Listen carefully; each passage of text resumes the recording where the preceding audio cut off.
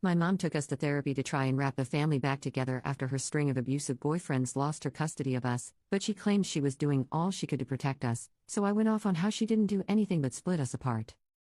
I apologize for any grammatical errors, I'm on mobile at the moment. Hello all, I, 23F, am in sort of a pickle and currently my majority of my family is against me. My mother, 41F, has 6 kids altogether. Myself, my sisters, 22F, 19F, 17F, 16F, and my brother, 23M. Growing up was sort of drama for all of us. My mother never had a good track record of picking good men, and a lot of times me and my siblings would witness her boyfriends beat her or berate her.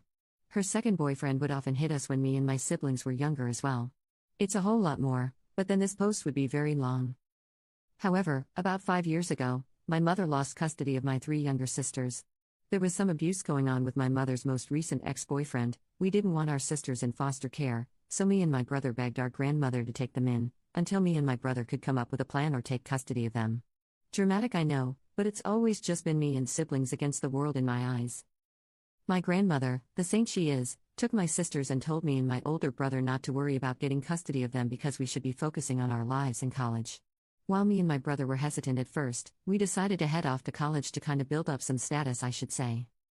I dropped out of college because I couldn't afford to keep up with the cost and get my tuition down below a certain cost.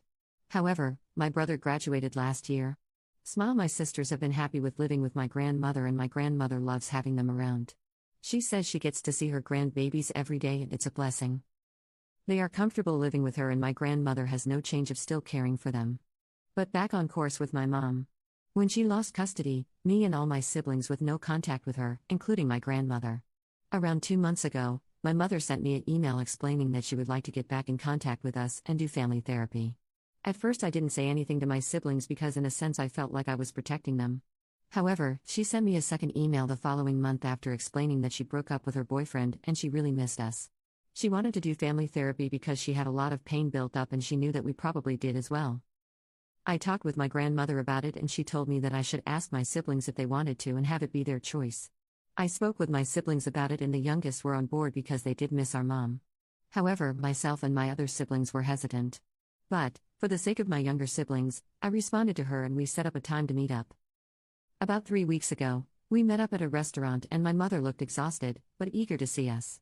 I declined a hug because I wasn't comfortable with it and my mother looked pissed. My mom got caught up with all of us and she asked during our lunch if my younger siblings would consider coming back home and her getting custody back. My younger siblings said they weren't sure and I could tell they looked uncomfortable. I tried to change the subject, but my mom wrapped it back around. She started mentioning on how we all could be a family again now that we're older and she can rebuild what was broken. The rest of the meeting became a blur for me because I honestly checked out. A lot of buried emotions were coming up and I shut down. After the meeting, I got an email from my mom later that night that she was really upset that I didn't hug her or say goodbye to her when we left. She said it was giving a bad impression to my younger siblings and they would probably start mistreating her as well. I'm not going to lie, that email filled me with anger because she had a lot of audacity. I didn't respond and I got another email from her, but it was a confirmation for our first family therapy session. We had it yesterday. We did the usual first introductory process and getting familiarized. Later during the session, my mom was going on and on of how she did everything she could to protect us and etc. The silence from me and my siblings were pretty loud and our counselor/therapist asked how we felt about that. My other siblings didn't speak.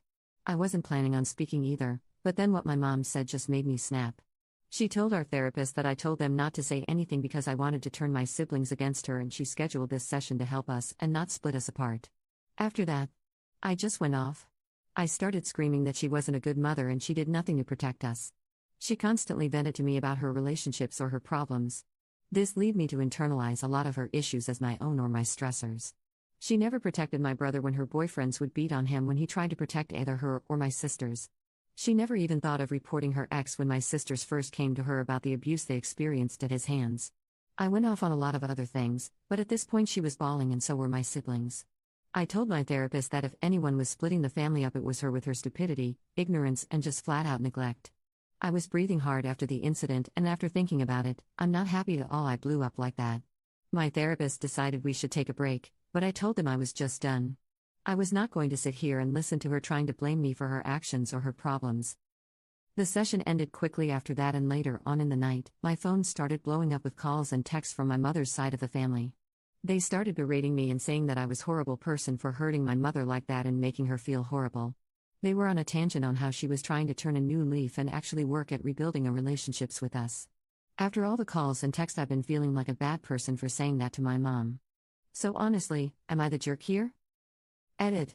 I will add some context, seeing as I didn't elaborate much because I didn't want to have type a novel and have anyone read so much.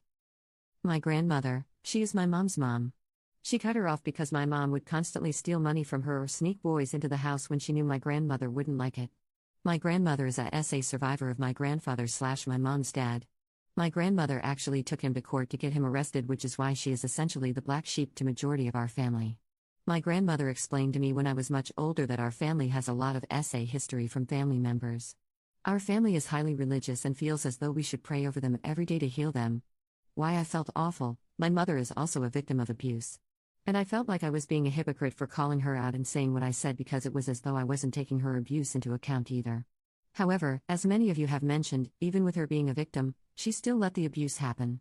I think reading that is what made me start crying.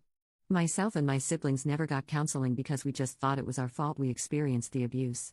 In our talks before, we often tried to hold the burden of not protecting our mom more. My mom's side of the family, they are enablers and abusers themselves. My grandmother has countless stories about them. I feel as though a part of them wants my siblings and I to make up so we can appear to be a happy family.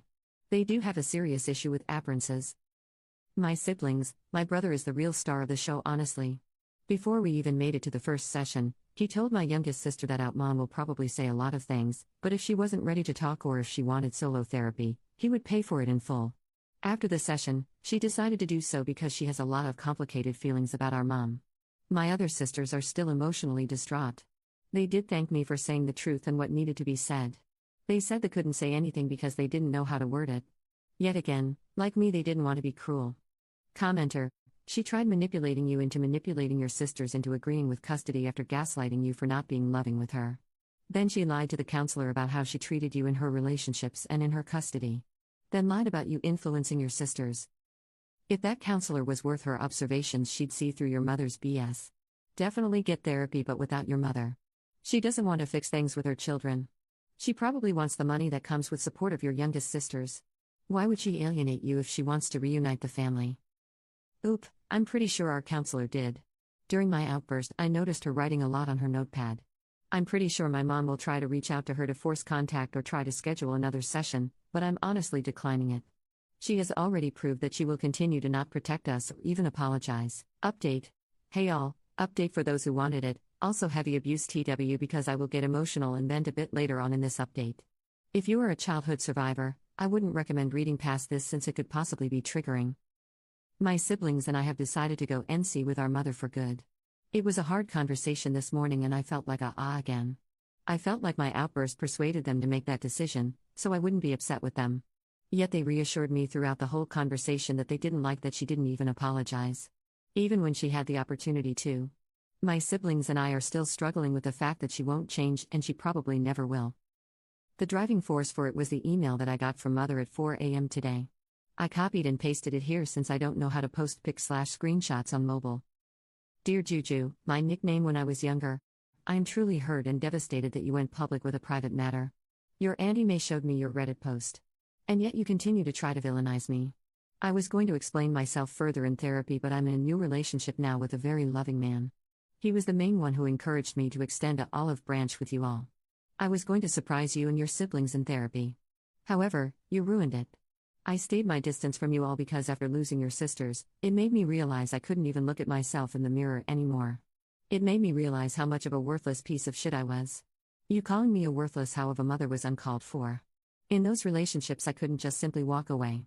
Where would I have gone? What about you guys? Do you not think it ate me up inside every time you guys cried? Every time I did try to protect you guys just to get the life beat out of me? Being knocked out cold and not knowing if you guys were safe or not? Did any of that not matter to you? I'm trying to redeem myself while also being a victim and you simply can't get your own head out of your butt. You complain about your pain not realizing I was a victim too, Juju. We all were. I hate to sound harsh, but you're an adult and can hear these things now. I tried my hardest to protect you all. For you to dog on all my effort in your rant and call me almost every name in the book in front of our therapist, your siblings, and the blatantly visible disrespect to me? All of it, truly uncalled for. I will not have contact with you until you apologize to me for what you said. You broke my heart, Juju, but Mama still loves you, and me going no contact with you is to show that you can't just hurt someone because you yourself are hurting. I will be over to see your sisters later at my mom's place to talk one-on-one with them. I will appreciate it if you are there to apologize. But if you will not, then I highly ask that you not be there. The email really crushed me a lot. I completely understand that she was a victim as well. Like I also mentioned to a kind Redditor that messaged me last night, she did provide what she could. Yet there were many moments we either went hungry or without some necessities. SP? One of my most embarrassing moments was asking strangers on the street for money so me and my sisters could get pads and tampons. My mom's third boyfriend threw ours out because he didn't believe in periods. That whole ordeal, among others, were so damn humiliating. I got a mixture of anger and sadness when she said she tried her hardest to protect us.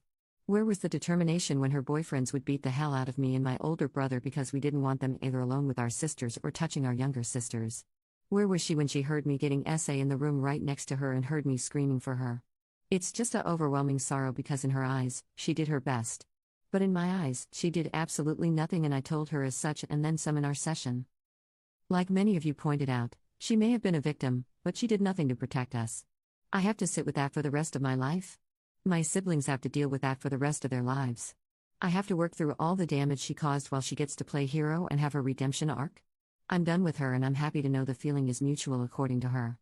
She did call my grandmother this morning during breakfast and demanded that she let her see her kids.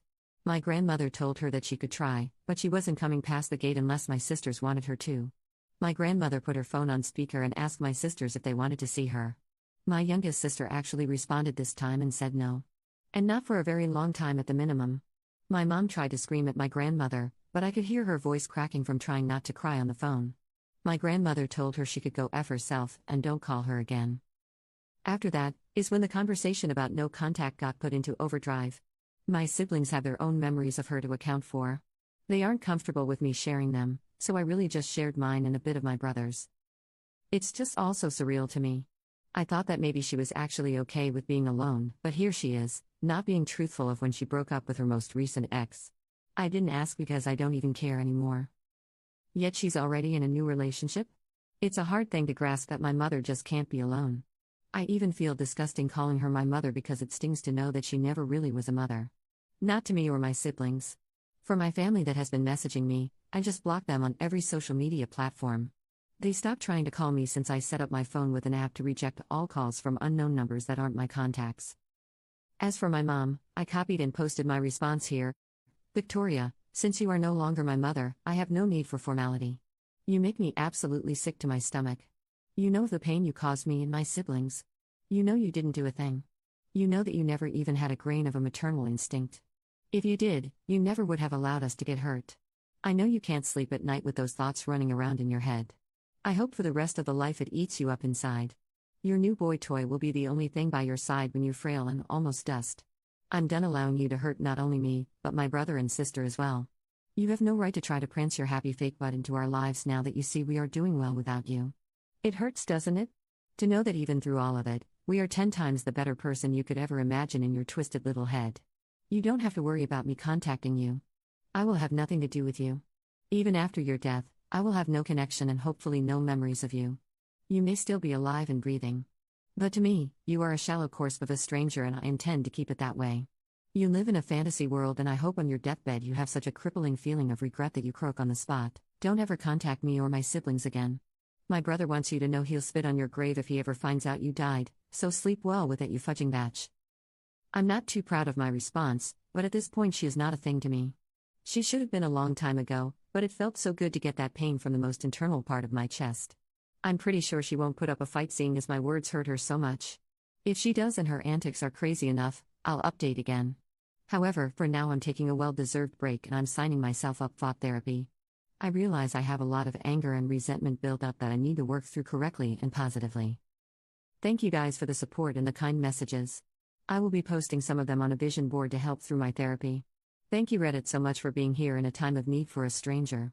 Love you all. Commenter. She told our therapist that I told them not to say anything. Knew she really made stuff up in therapy and thought it'd fly.